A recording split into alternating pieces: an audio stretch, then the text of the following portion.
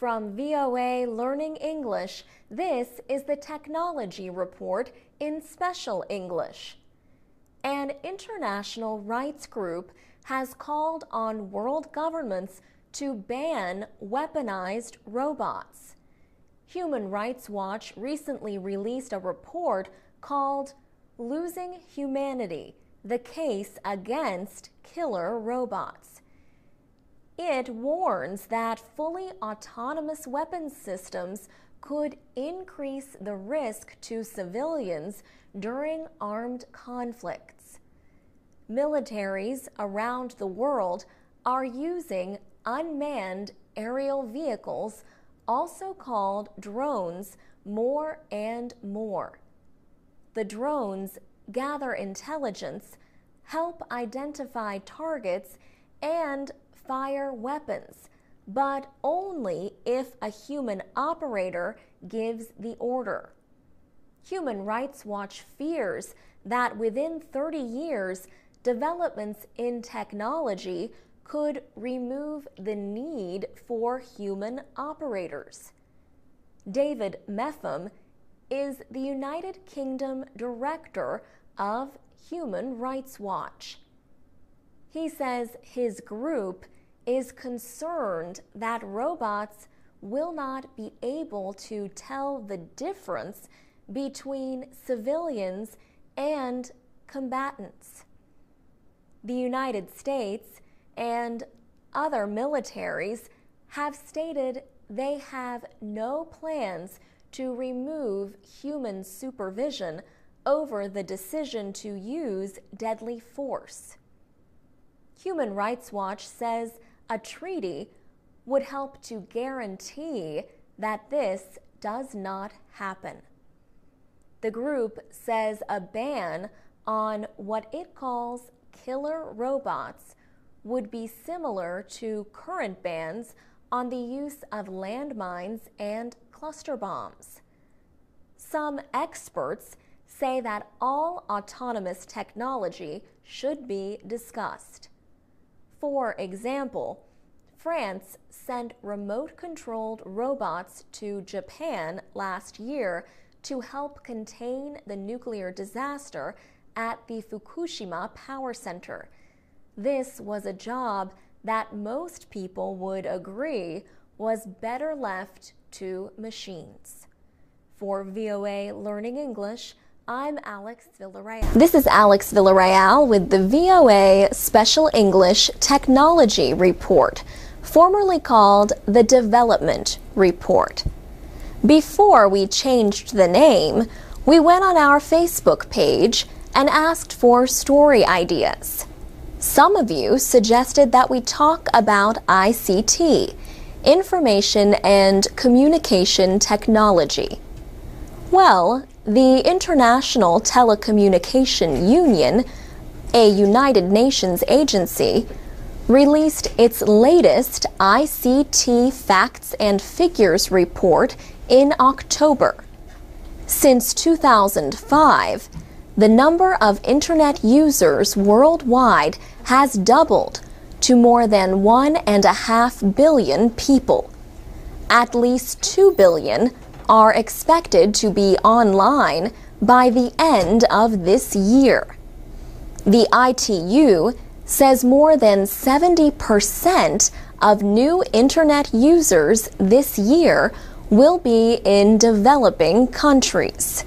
Still, only 21% of the population of the developing world is online, compared to 71% in developed countries. Susan Telcher is head of the agency's Market Information and Statistics Division in Switzerland. She says there are still very huge divides when it comes to accessing the Internet, especially high-speed Internet. In Africa, not even 10% of the population is using the Internet. Fewer than 16% of homes in developing countries are wired for the Internet.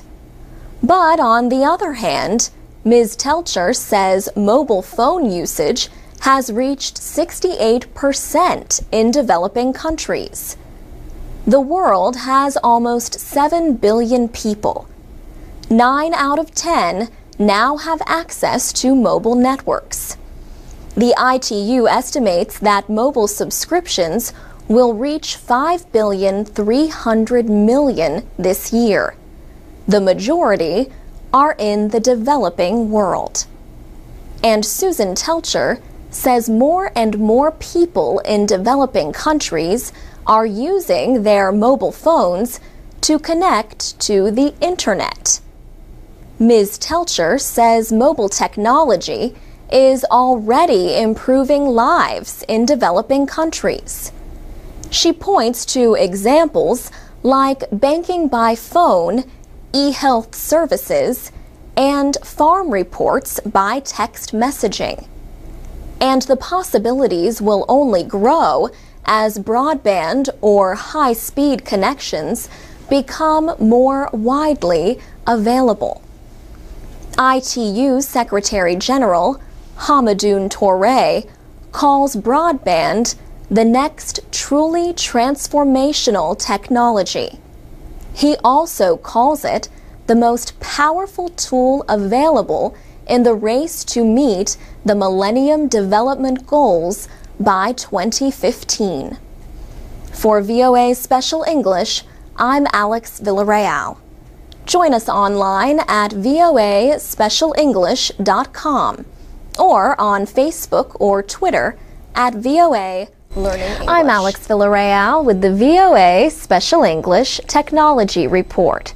Silicon Valley in Northern California is home to many of the world's largest technology companies.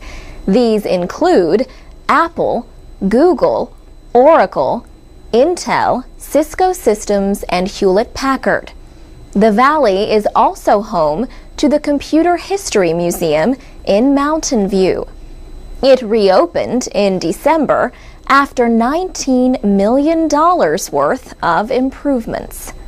One of the additions is a permanent exhibit called Revolution, the first 2,000 years of computing. Alex Bohanek is a curator at the museum.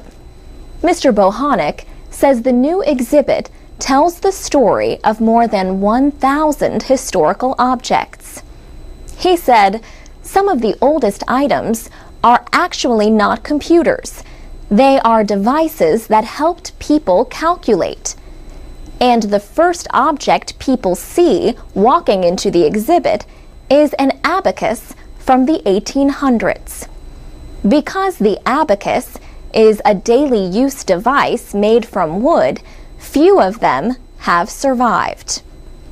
Mr. Bohanek says people have the chance to handle some of the objects in the exhibit.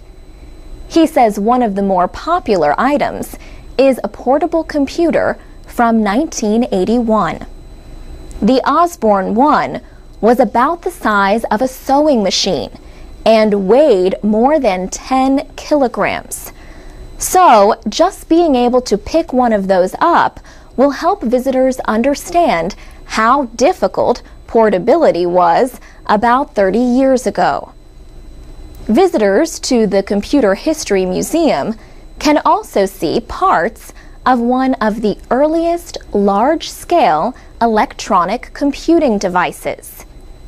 The ENIAC, or Electronic Numerical Integrator and Computer, was designed during World War II.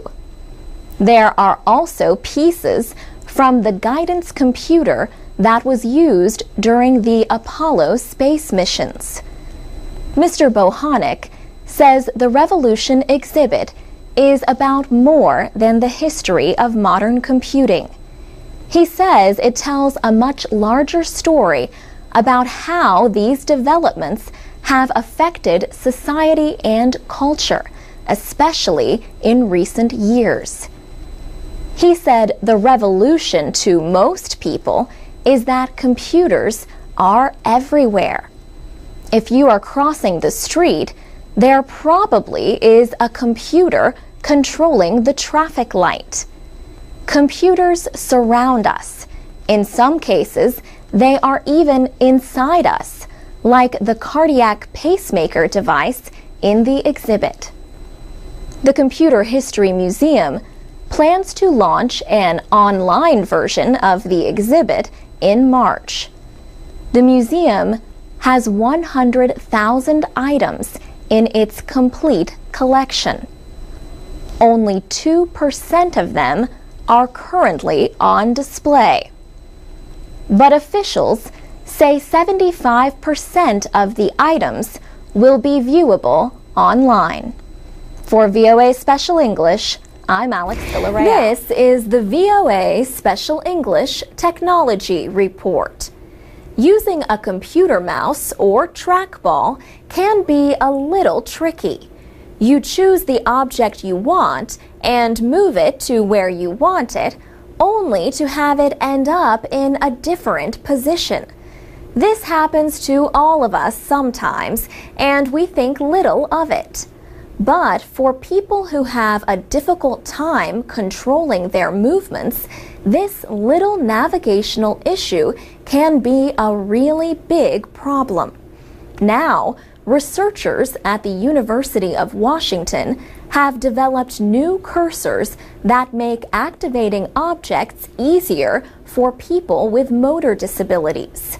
Jacob Wobrock is an assistant professor at the University of Washington.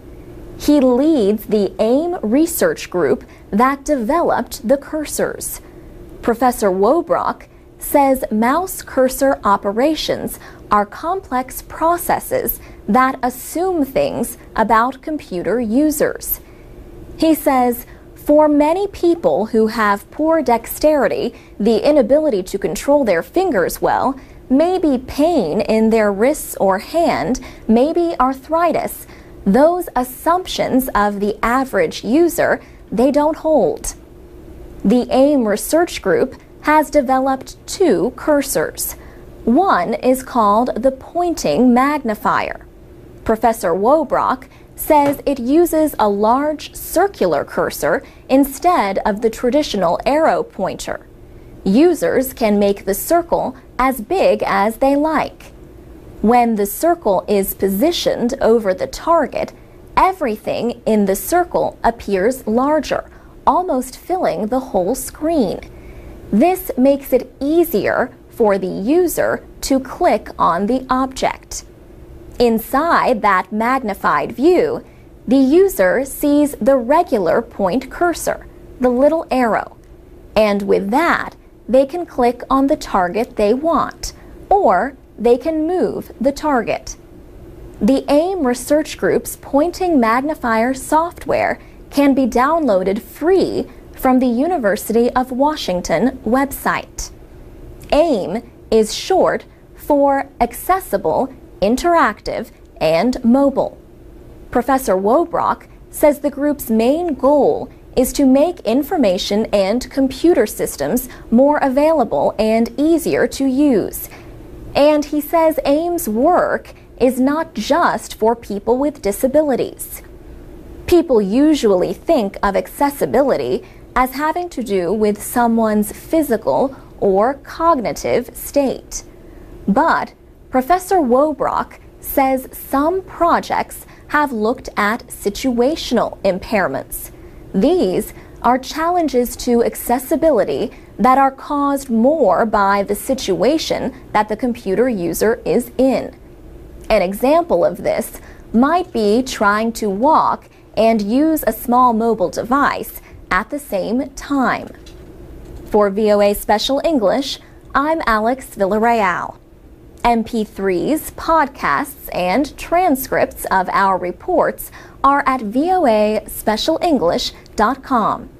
We're also on Facebook and Twitter at VOA Learning English.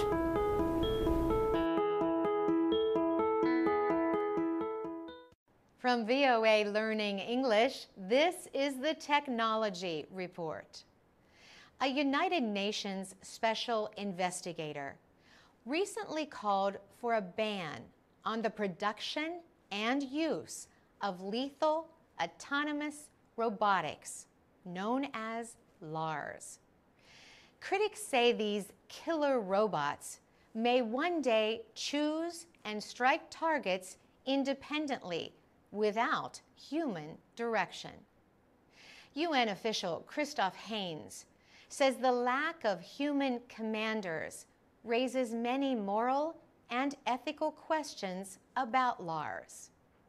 He spoke in May at a meeting of the UN Human Rights Council in Geneva, Switzerland.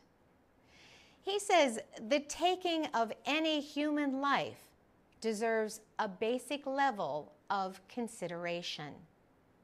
Mr. Haynes says the deployment of machines to kill people may be unacceptable because the world has yet to agree on legal responsibility in such cases. He says killer robots should not have the power of life and death over human beings. He disagrees with people who say robots could help reduce the possibility of what they call riskless wars. Mr. Haynes says people make mistakes. They can act out of fear or be driven by revenge or cruelty. But unlike robots, they can also act out of compassion. He says humans consider many different things in each situation they face. Drone aircraft have also been a point of debate in recent years. These vehicles are piloted by a person on the ground. Many countries have drone programs. Drone strikes have helped the United States in its battle against militants in countries such as Afghanistan and Pakistan. In May, President Obama said the use of drone strikes must be held to high standards. He called the use of drones effective, but he noted that the new technology raises what he called profound questions. For VOA Learning English, I'm Carolyn Presutti.